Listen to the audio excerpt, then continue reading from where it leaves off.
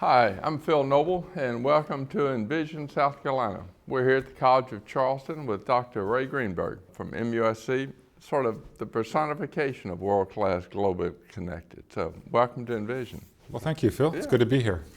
We usually start out talking about where people came from, their background. You unfortunately are from North Carolina, right? It's a cross I have to bear, I Yes, guess, I know. from your perspective. Yeah, I grew up in Chapel Hill. My father was on the faculty at the University of North Carolina. So I grew up in that little island of liberalism in the midst of a very conservative state. But it was a very idyllic childhood, growing up almost on the campus of the University of North Carolina. Were you interested in medicine from early on? How'd you get the bug, so to speak? You know, it's interesting. I don't think I really got interested in medicine until I got to college. And I was a chemistry major, and virtually everybody that was taking classes with me was pre-med. And it was kind of like osmosis. Their interest generated my interest. I got into doing research early on as an undergraduate. And from there decided that medicine was a place with a tremendous amount of opportunity. And you graduated from medical school in North Carolina? I went across to the dark side, as they would say in Chapel Hill. I went to medical school at Duke, and I graduated from there, and then did a little tour of duty in the north at Harvard School of Public Health, and was at Children's Hospital in Boston, and then came back to Chapel Hill where I got a PhD. Public health at Harvard's like the best public health school in the country, right, or the world? Well, it's hard to know exactly how you rank schools, but Harvard, Johns Hopkins, University of North Carolina, University of Michigan, those are all top-tier schools. And of course, the one that we created at Emory now is amongst them. And then you went to Emory. Talk about that. And you were the boy dean of Emory?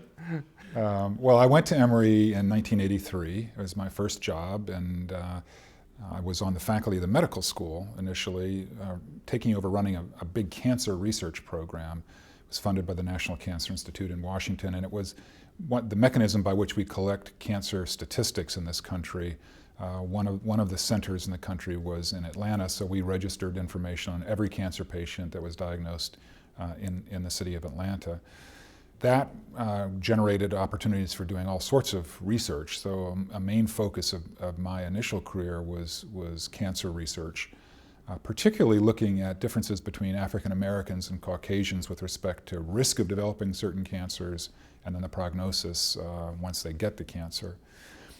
From there, I early on became... Let me interrupt you. Just, how big is that disparity between African Americans and whites?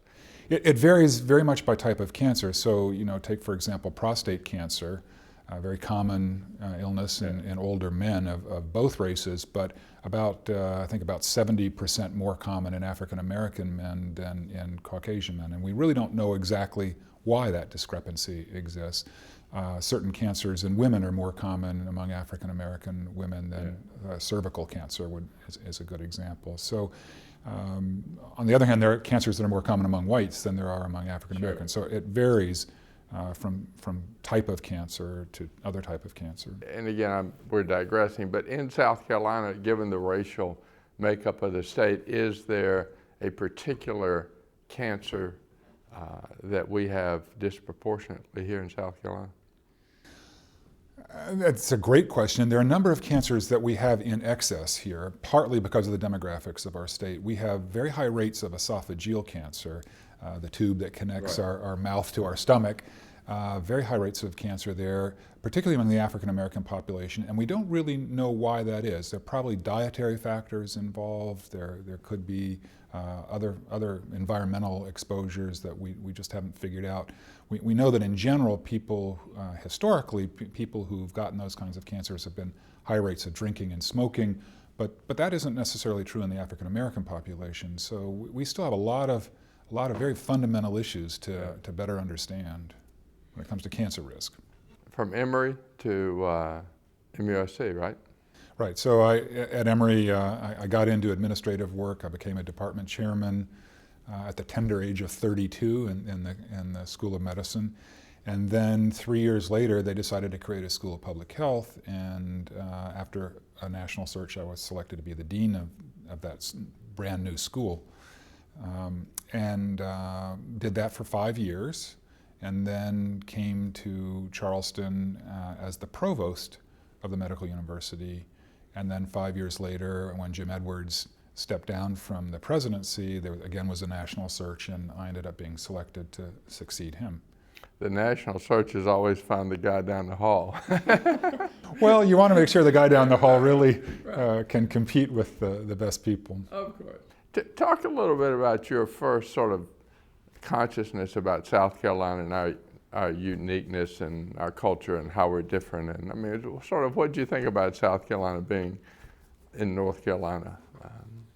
Well, my earliest exposure to South Carolina was as a kid. I can remember family vacations where my father loved to go to the beach, and so we would drive to North Myrtle Beach is where we used to vacation, and I can't remember the names of the motels that we used to stay at, the motor inns. They're all gone. They're all gone now.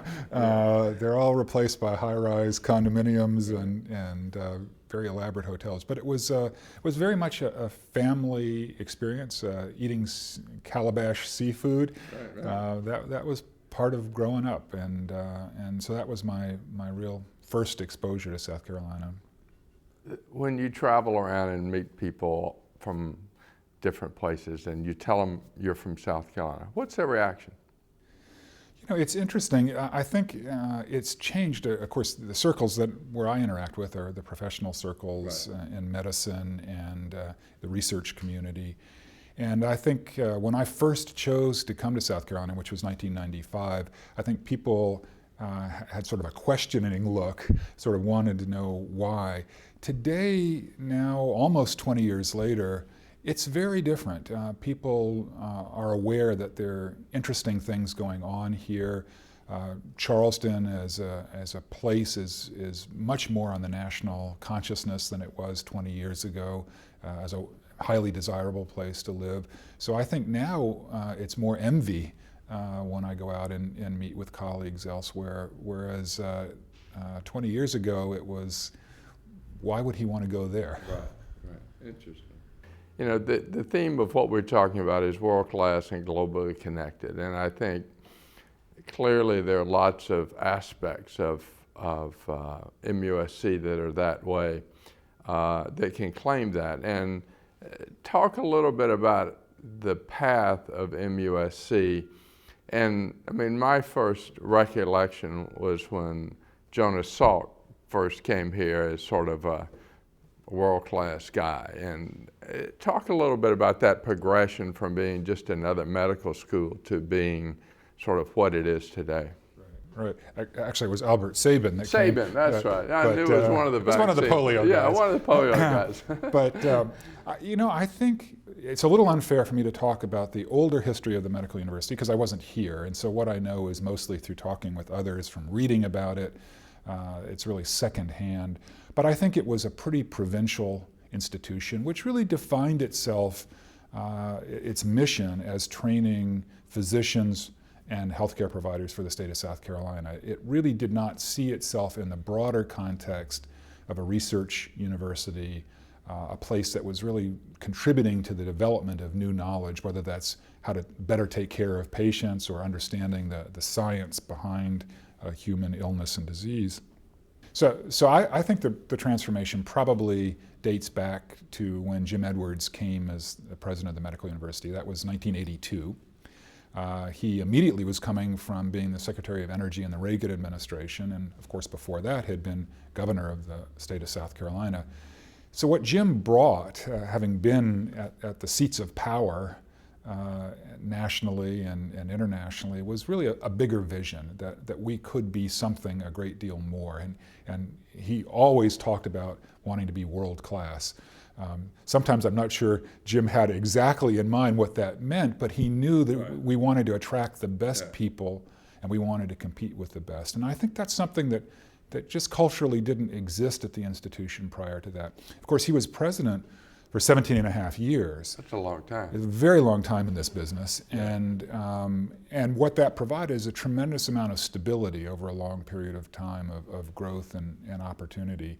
And then I was fortunate to arrive towards the end of his tenure to work with him and learn from him for about 4 or 5 years, and then succeed him.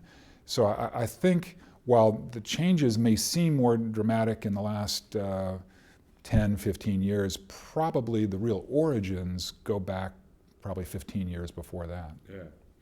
When people think about MUSC and its place in South Carolina's history, one of the things that most often comes up, obviously, is the hospital strike in, what was that, 69. 69.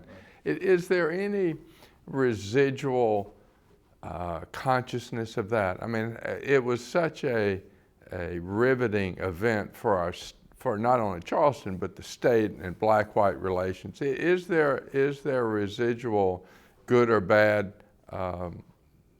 still today from that? Without question, in the community, I believe that there still is a residual from that. I have experience meeting with a lot of leaders of the African American community over issues around employees and how employees have opportunities for advancement, how they're treated, and so forth.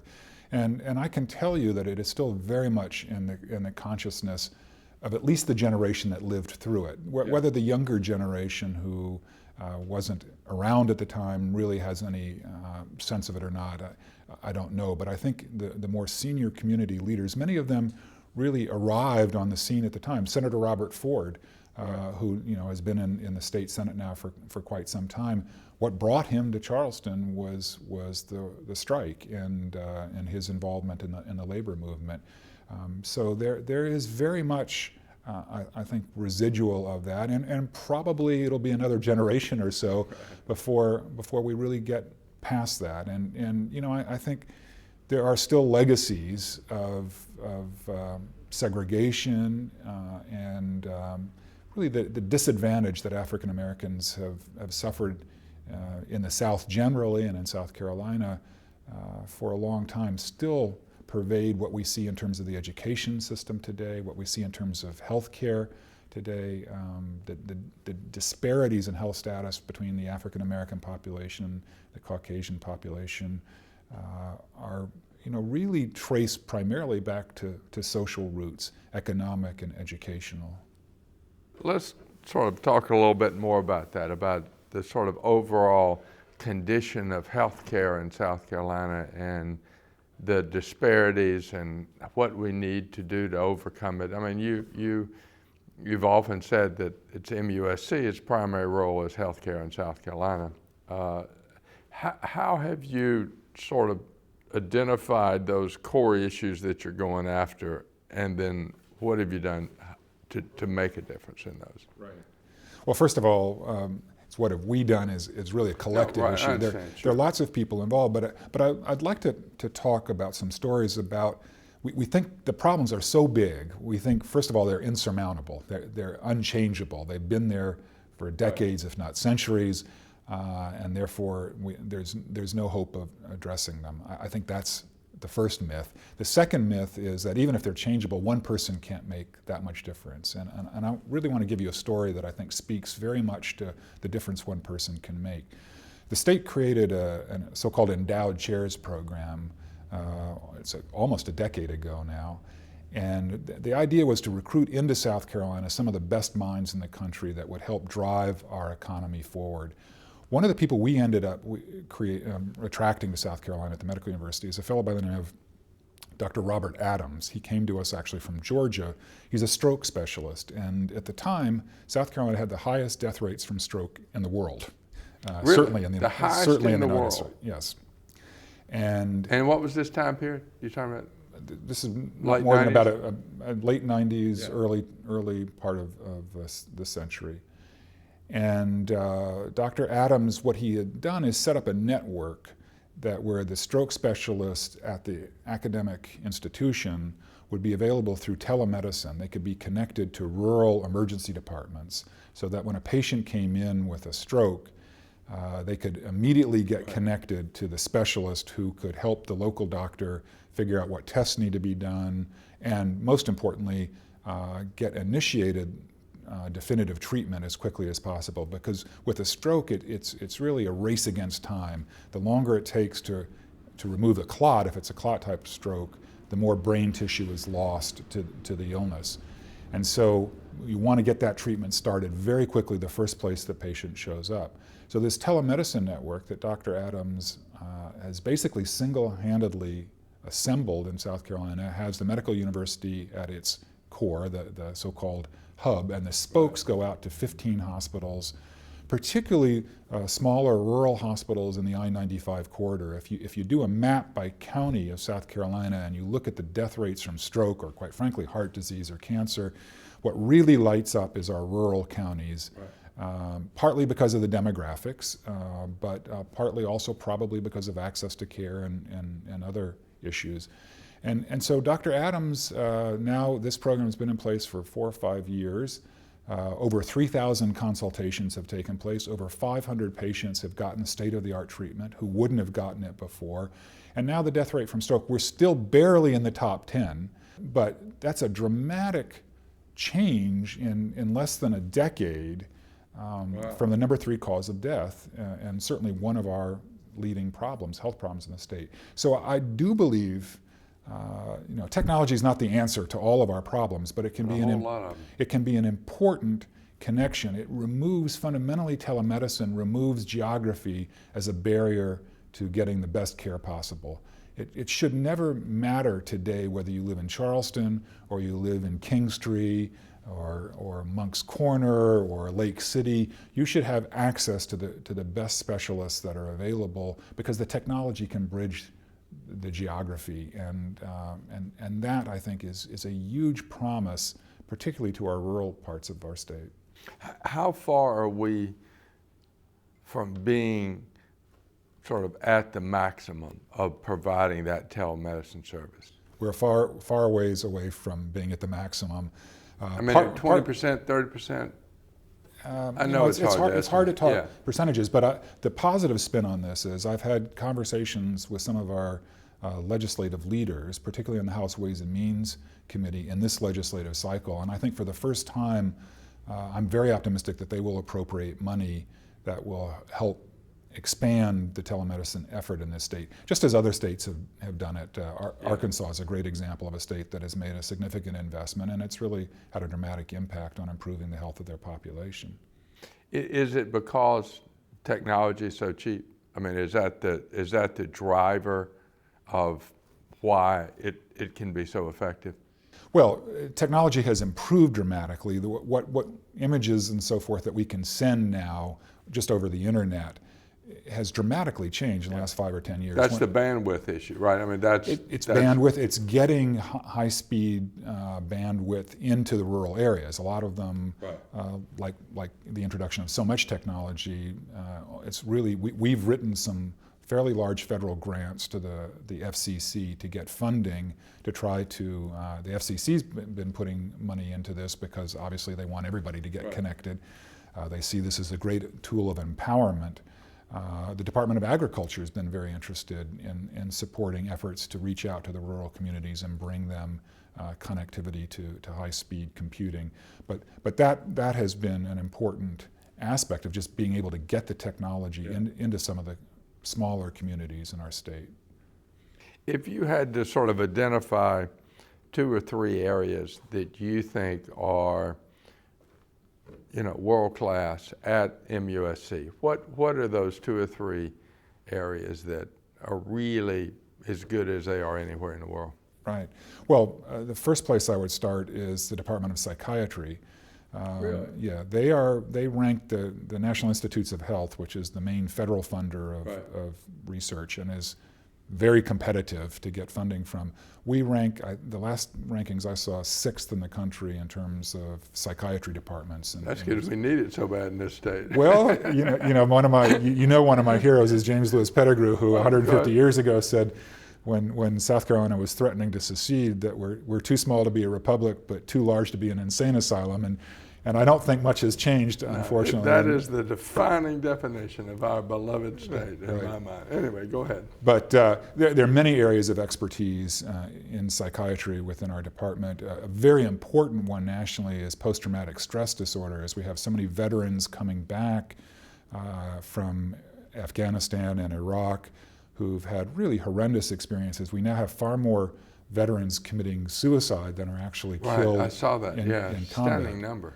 It really is a staggering problem, and of course, many that come out of rural communities don't have access to psychiatrists in them. So again, through telemedicine, we're partnering with the Veterans Administration. We're really helping reach out to the veteran population. Drug and alcohol programs, that's another place where we're national leaders. The program here was ranked 8th in the country. Tremendous recognition for the work going on there. Are we in South Carolina? Is our drug and alcohol problem worse than? I mean, are we in the top 10 or the bottom 20? I mean, where are we in terms of how big a problem that is for us in South Carolina? Well, we certainly have problems related to motor vehicle accidents, and driving under the influence is a major contributor to that problem. We have certainly high rates of drug violence, domestic violence, which is probably also aggravated by drug and alcohol problems. So, I don't know the statistics offhand, but certainly some of the social problems that one associates with high levels of use of drugs and alcohol, certainly we see in abundance, unfortunately, in our communities. So psychiatry, drug and alcohols, what's the third you would say? Well, I'd almost lump those together. Another area that we have tremendous expertise is in stem cell research, particularly around stem cell research related to the heart, the developing heart, and with the hope that we can develop cures for some cardiac problems, whether it's after heart attack regenerating heart muscle, or it's the pacemaker of the heart, trying to generate a biological pacemaker rather than have to insert a mechanical pacemaker when people have rhythm disorders. And another area I would say is in the neurosciences. We've been ranked again in NIH in the top 10 in neuroscience research. I think we were as high as number 2 or 3 at one time, above Johns Hopkins. So there are plenty of other areas, but those are ones that I think are truly at the highest levels of any institution in the United States, or quite frankly, the world. You talked about stem cell stuff. Obviously, stem cell has been a very controversial issue in terms of the politics of the thing.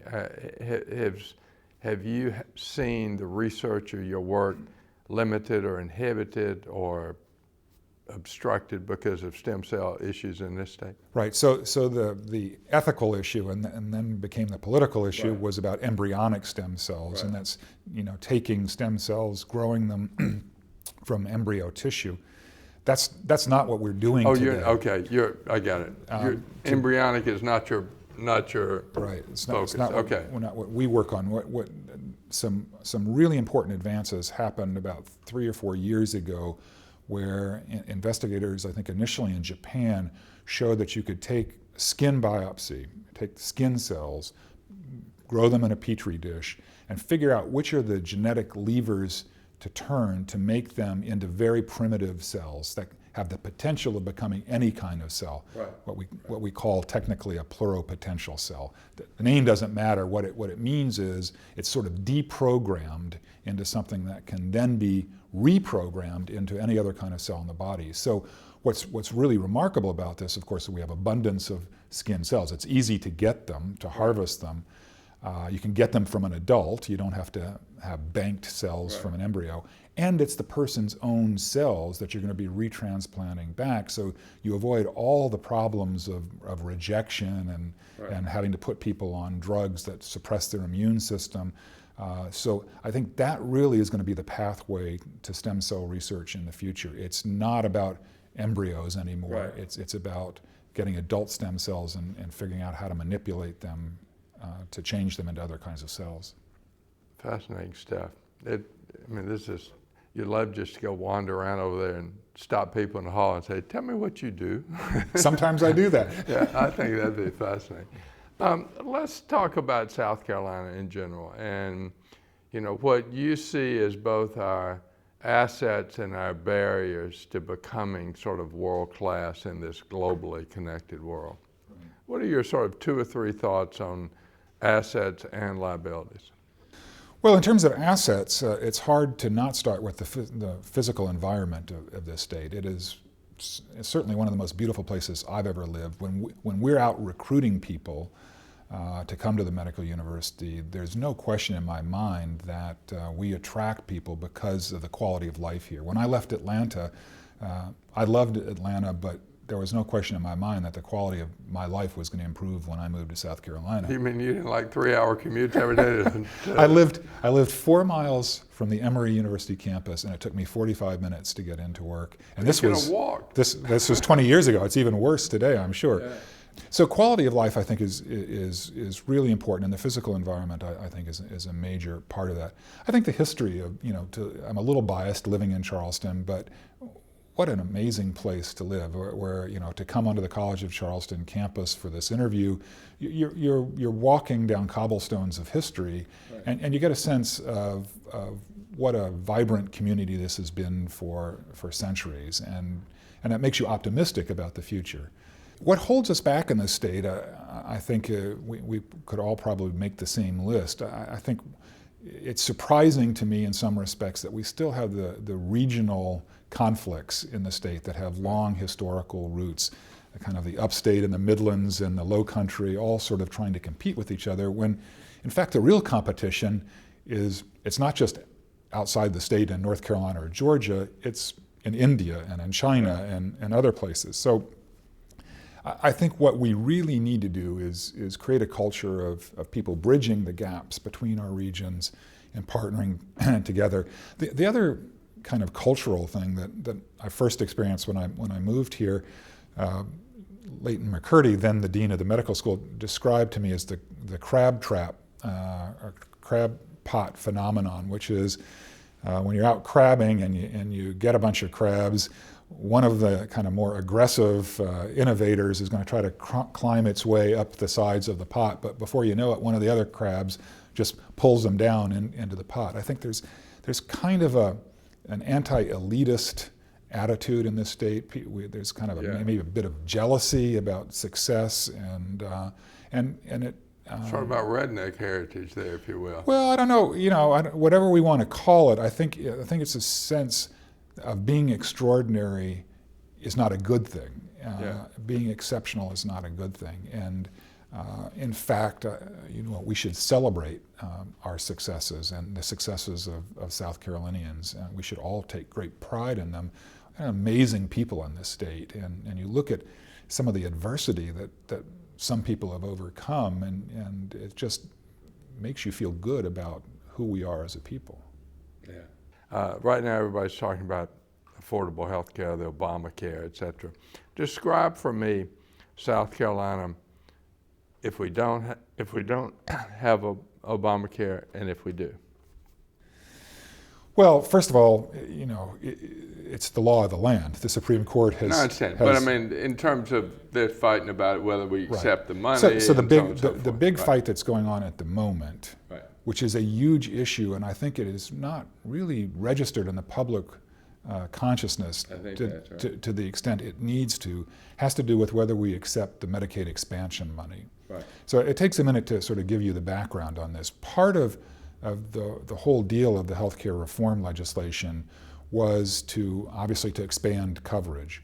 Part of the way that was going to be done was to expand the eligibility for Medicaid from now the national benchmark is 100% of the poverty level. So what that means, I'll get the numbers probably a little bit off, but for a family of four, that's an income of around, I think, $16,000, $18,000 a year. I mean, it's a pretty subsistence income.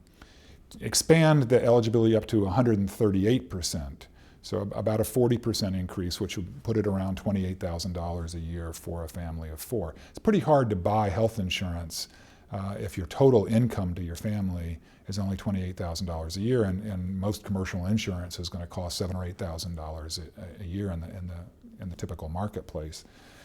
Part of the way we were going to pay for that expansion was to cut payments that hospitals are presently getting today for taking care of uninsured patients. Because we're going to have more patients who are insured, we would need less money for taking care of uninsured patients. So the American Hospital Association agreed early on to endorse healthcare reform because while they were going to lose money from one pocket, they were going to gain it in another pocket, and things were going to balance out. That was the plan. What changed things is when the Supreme Court ruled that the healthcare reform is constitutional, but the states can opt in to whether they decide to do the Medicaid expansion or not. What happened was the blue states pretty quickly said, well, we're going to do it, and most of the red states said, well, we're not going to do it. We're against Obamacare. We're against anything that the administration is a proponent of. And so what this has done, there are now about, I think, less than 10 states that are continuing to refuse the money. Some that governors were refusing it, like Governor Brewer in Arizona. I think that the governor of Ohio just decided that they were going to take the money. Right. It's an amazing financial deal for the state. It's over the next 7 years, it would be $11.5 billion would be infused into the state of South Carolina, would create a tremendous amount of jobs. If we had a company that was going to come into South Carolina and spend $11.5 billion into our economy, we'd all be running to sign them up and thinking of all the great state benefits we could think of to attract them here. I can't think of any company that's had that kind of single company that's had that kind of economic impact over 7 years. But instead, because it's federal money and it's related to federal law, there's been great resistance to taking the money. So this is a huge issue now for the hospitals because they've paid the penalty. The money has been removed from one pocket, and now the money that was supposed to be put in the other pocket is in jeopardy.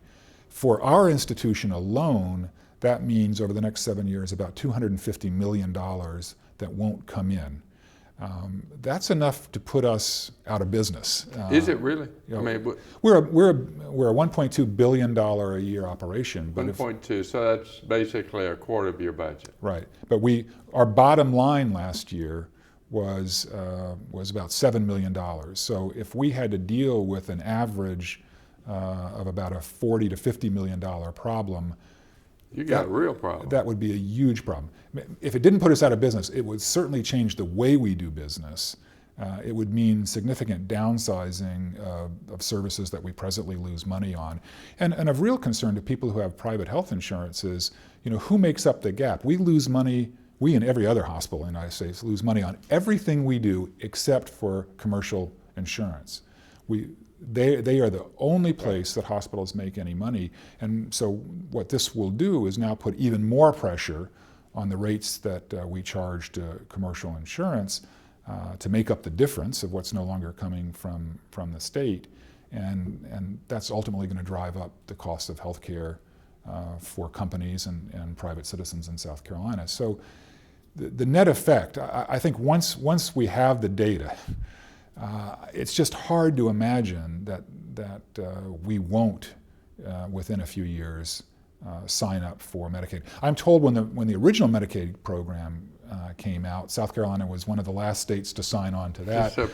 So we're reliving our history here, and I respect the political leadership doing what they think is the right thing to do. But in the final analysis, I think we've got to look at in aggregate, not ideology, but what advances the economics and the quality of life for South Carolinians. And to me, that will involve taking the federal resource just as most states are going to be doing soon.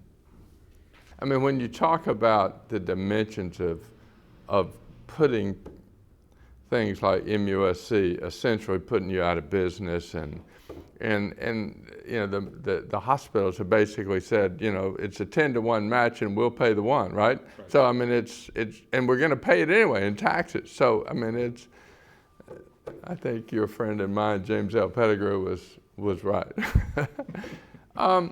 If the people in South Carolina, in their wisdom, decided that they were going to make you King Ray the First, and they picked you We up. don't believe in monarchs in this state. I understand, but we don't even believe in strong governors in this state. I'm not sure we believe in democracy in this state in some instances. But if you were king, and what would you have us do? What would you, 2 or 3 things you would do to change South Carolina in the way that you think we should be to become sort of world class? I think I try to encourage some of what's going on right now in the state, which I think is incredibly exciting. If you look at some of the emerging technology companies, the ones I'm most familiar with are in Charleston, because I interact with them the most. But it's certainly true in the upstate and in the Midlands as well. We have a booming technology economy in this state. And part of that goes back to what we were talking about earlier, the quality of life. When you look at the so-called creative class and where they can locate, quality of life is a huge decisive factor, and we have some wonderful places to live in this state. And so I think we can attract great talent into South Carolina. And it's a different kind of recruitment than, say, recruiting a Boeing or a BMW here. The kind of the Department of Commerce strategies, which historically have been about recruiting big manufacturing companies, what we've seen, that strategy worked incredibly well for about 30 years as we started moving some of the manufacturers from the Northeast and other places where there were unions and it was expensive labor. It was basically, we could do things at the same quality or better quality here with a cheaper workforce. Right. Well, what we discovered is there are cheaper workforces than there are in South Carolina, and that business has gone away. What won't go away is business related to the knowledge and talent of people that are here. It's really the so-called knowledge-based industries. And I look at a young startup company, People Matter, that's here in Charleston. Nate DePore, the CEO of it, very impressive young guy who really, he could be anywhere in the world. He could be in Silicon Valley. In fact, he is part-time in Silicon Valley. But he's headquartered here, and he sees his future and development in Charleston because he sees tremendous growth opportunities. He talks about they have the Silicon Valley out there. We should be the Silicon Harbor here, and I think that's a great vision. Obviously, we feel like we can play a key role in the biomedical piece of technology development. But whether it's in information technology or biomedical, I think there's huge opportunity here, and it really, in the final analysis, really comes down to people growing our own talent and encouraging them to stay in South Carolina rather than to migrate to Atlanta or Charlotte or Washington or wherever else they might go, to have the job opportunities here and to nurture and develop them. Any advice you'd give to that young guy thinking about leaving South Carolina? What would you tell him? Why should he stay here? Why should he, or at least go away and come back? That's what I always tell kids: go away, but come back. Right. I think going away is a good thing because it exposes you, whether it's for a year to go study abroad or you go and work for a period of time somewhere else. I think it's maturing to be exposed to another culture and another place. I think you learn so much about what's different about people and also what's common about people when you're traveling and in other settings.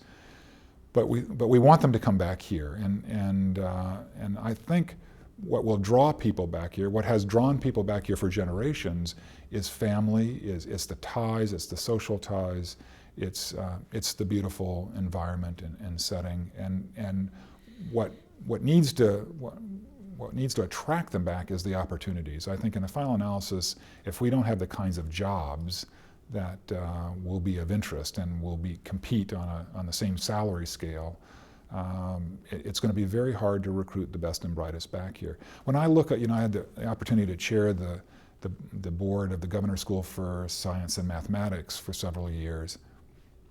It's an amazing talent pool that comes to that school, and it's a very diverse pool. It's from all parts in Hartsville. Right. And of course there's the art school, the Governor's School for the Arts in Greenville.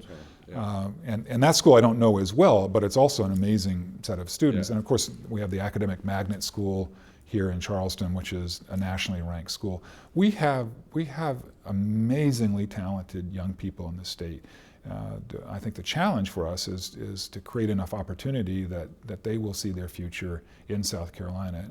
And I'm very optimistic about that. The changes I've seen in the 18 years I've been here have been dramatic, and I think this is a place that has a very, very bright future ahead of it. You are optimistic. I am. Very optimistic. I am. MUSC's done some really interesting things. I was reading about the doctor who's sort of doing barefoot brain surgery, to use the Chinese model, in Tanzania. And what is the global vision of MUSC? Key part of our strategic plan at the university is to expand our global outreach. It basically is recognizing the fact that the world is now a small community and that we have connectedness to people and cultures and systems around the world. So we're trying to do that in all aspects of our activity. Say, for example, in the educational front, as we look now, so many of the pharmaceutical clinical trials are being offshored to India and probably soon China and the rest of Asia. Yet they don't really have the workforce there that's been trained in the scientific underpinnings of doing good clinical trials research. So we've taken our Master of Science in Clinical Research degree program, which was only offered on our campus, really targeted to our own folks to train them. We're now taking that to India, to Singapore, and soon I hope to China, where there will be huge important audiences for us to get that MUSC education out to. At the same time, from a research point of view, if you look at partnerships that we can develop, say, in China, just the sheer numbers of patients that you have with sometimes uncommon conditions that would be very difficult to study here, it becomes much easier to do it in a country where numbers are not a problem. Million, there are a lot of those. There are a lot of them. So that's a great opportunity from a research point of view. And then from a service point of view, we have lots of outreach. You mentioned a program in Africa. We've partnered in Ghana and Tanzania, a number of countries where we're trying to build capacity. For years there have been medical missions where people from the United States have gone and provided services for some period of time, often a month, and then they disappear, and all they've done is sort of help a few kids. Help a few people. They haven't created the capacity to change within the culture. And I think what we're recognizing today is that we should be focusing on training the people within the country to better be able to serve the needs of their population, so that when we're not there, the services can be continued and many, many more people can be reached. One of the things that I think has made a big difference is your health services initiative that spans the varying regions and so on. Talk about the genesis of that and how that's essentially sort of knitting the regions of our state together. Right. So I talked about the problem of competitiveness within our state. To me, the great opportunity is to really collaborate, to build bridges with other institutions. So we at the Medical University have been working very hard to try to do that over the last decade. And let me just cite a few examples of that. One is that we merged our pharmacy school with the pharmacy school at the University of South Carolina about 8 or 9 years ago. The reason, both of those schools were actually pretty good pharmacy schools. They were in U.S. News and World Report ranked, I think we were around 25th, and USC was close to it. But if you looked at what are the characteristics of the top 10 schools, they were about twice the size of our school in numbers of faculty, amount of research grants, number of students, most of the parameters that people measure to measure quality. And there was no way that we were going to get into that league on our own. But if you took the assets of the University of South Carolina and the assets of the Medical University and you put them together, and especially you looked at the complementarity of, we have great strength in the clinical area, they had some great strength because I have a chemistry department and medicinal chemistry, we can really create a whole that is much bigger than the sum of the parts. And we've done that. We've merged the schools, and the last NIH rankings that I saw, we were 14th. We're not in the top 10 yet. No, but that's a quantum leap. We have moved from around 40th to the top 15 or so in the country. Another example is with Clemson. We don't have an engineering school, obviously, as a freestanding academic health center. Clemson has a very good engineering school, and a big focus has been biomedical engineering. We've worked with them for many years, but the problem is if the engineers are all up in Clemson and the clinicians are all down in Charleston, even with technology, the great ideas, the friction that needs to take place of passing one good idea to another is not going to happen on a day-to-day, minute-to-minute basis. And so what we created is a new structure where there are Clemson engineers, faculty members, and graduate students full-time on the MUSC campus, working side by side with clinicians. And that has taken the collaboration to a whole new, incredibly exciting level. And the third collaboration is the one that you alluded to. Health Sciences South Carolina is the union of the 3 research universities with the 4 biggest teaching hospitals in the state. It's the only state in the country where this has been attempted, much less pulled off. And what we've done a number of initiatives to try to improve our state's competitiveness, whether it's in research funding or in the clinical area. And we're in the process of creating a data warehouse that has information from all of the 4 major hospital systems. This would be a great attractiveness to the pharmaceutical industry, who would love to do clinical trials where they had access to very large populations very quickly and could look at what's happening in those populations. So this I think is something that we're just beginning to realize the power that's going to come from getting people to work together.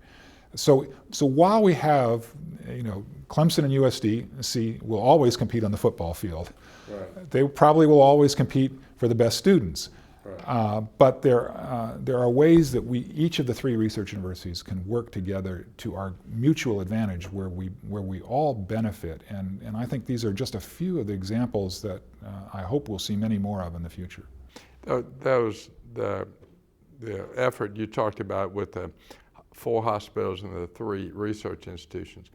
How much of that is sort of the standardization, digitization of medical records? Are we better, worse? I mean, that always seemed to me to be a real low-hanging fruit to reap a lot of benefits. Right, and this is a great example because of the 4 hospital systems, I think they're on 3 different commercial vendors of electronic health records.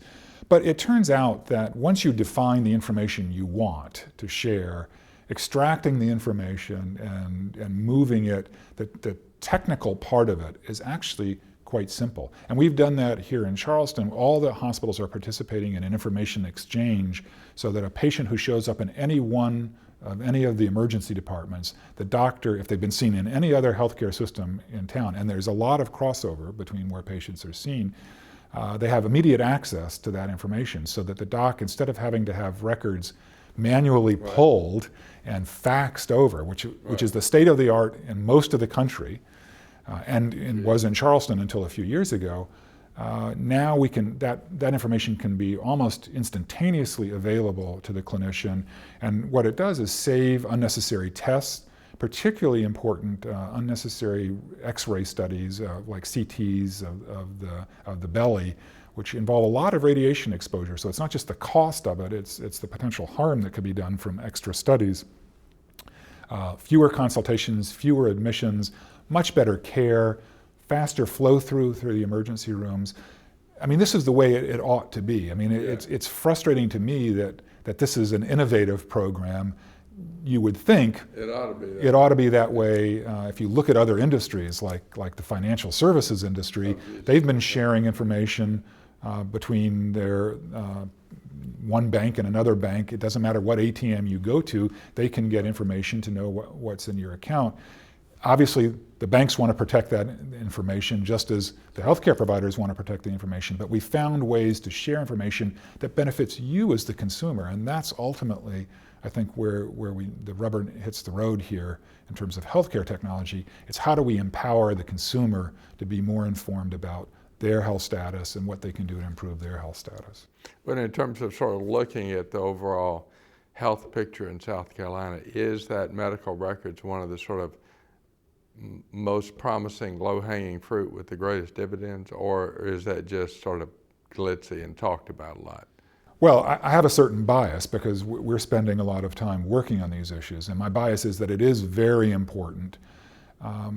It will help us bridge the almost unconscionable gaps in care that exist within our healthcare delivery system today. The lack of information. If you're seen in an emergency room, and then the follow-up is going to be done if you have a primary care provider, and that has to happen within a week, sometimes 2 weeks, and there is no way that that doctor will, within that time frame, have received information from the emergency room about exactly what the diagnosis was and what was done for you and what the follow-up should be. I mean, how can we possibly consider that acceptable care? I mean, I think if the public really... Smartphone. Yeah, I mean, and smartphones, I think, are gonna ultimately be the way. I think what's gonna happen in this country is, in the same way that the house call disappeared, was replaced essentially by the office visit. Today's office visit, within a relatively short period of time, is gonna be, I don't want to say replaced, that may be extreme, but it's going to become much less important because the ways that information are transmitted from patients and devices that are monitoring patients to their doctors, they won't have to be in a physical place. That information will be transmitted spontaneously. It is, I mean, I get a little excited about this because it will fundamentally change the way care can be delivered, and it will be a much more seamless, continuous process than the episodic ways that today we depend upon care to be delivered. The continuum of care becomes sort of your update in your iPhone in your pocket. A real continuum, not an artificial continuum of a few points along a line. It really becomes the line itself, and that. That's exciting. When you're monitoring biological processes, they do change minute to minute often, and so having much more extensive information will allow the doctor and the patient together to make much more informed decisions. Envision South Carolina, world-class, globally connected.